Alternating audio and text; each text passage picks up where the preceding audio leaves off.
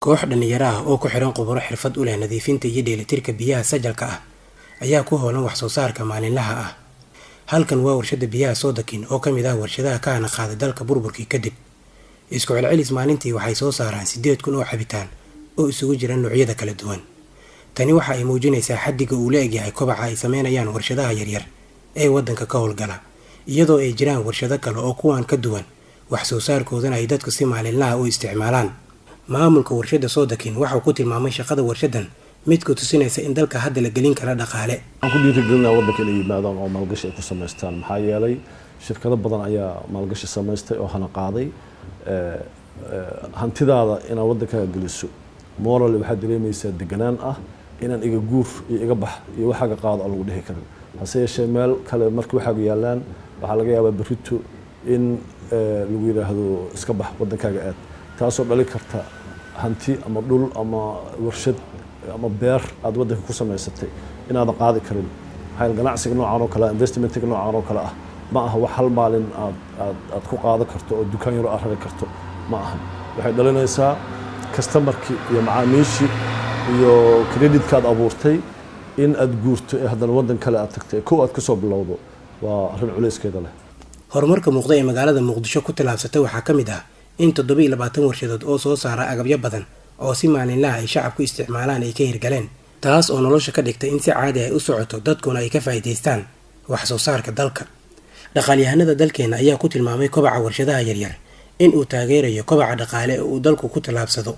Dalka waxa uu ka soo kabanayaa colaado wajiye badan ah oo soo maray in ka badan 20 sano, ayaa hadda leh rajo ah inuu horumar ka sameeyo ganacsiga iyo maalgashiga.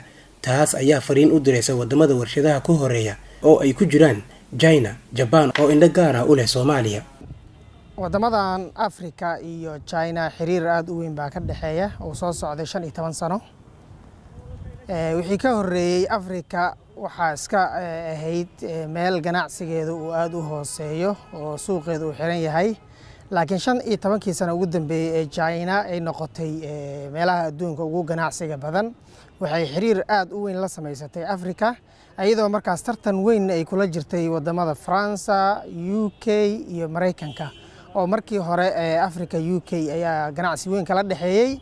Si looga soo furfuro China waxay u martay geed dheer iyo geed yar ay u kortay.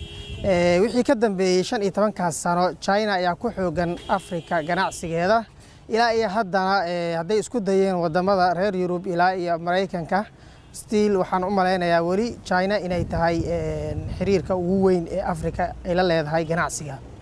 Hadda waxaa waagii soo baryaba u kala warshadahan dhalinyaro shaqo la'aan ah kuwaas oo ka nooleeya qoyskooda. Wallahi marka hore waxaan ahay qof oo professional ah oo heer jaamacadeed oo jaamacad Soomaaliya ka soo baxay, bachelor degree oo accounting and finance ahay. Kadib skillskan iska soo dhisay company kale hore ugu soo shaqeeyay, halkaan markaa imaada training kala dhisay. wax soo saarka kale waxaan ku bartay shaqada waxaa la sameeyaa job routine oo macnaha qofkii meesha oo imaaday oo kaliya hadii uu ku shaqeeyo asaga waa ka caajisaya.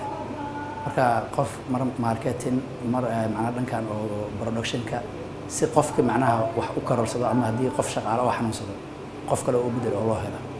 Hal abuurida ganacsiga ee dhinaca warshadaha ayaa waxaa ku lug leh dhalinyaro aqoon u leh oo u baahan in ay isbedel dhaqaale iyo mid wax soo saar dalka geliyaan. Taas dhigeeda waxaa jira dhalinyaro maskax maal ah oo curin wanaagsan balse aanan helin taageero dhaqaale, taas oo dib u dhigtay iyana hirgelinta ganacsi wax ka bedeli kara muuqaalka magaalada Muqdisho.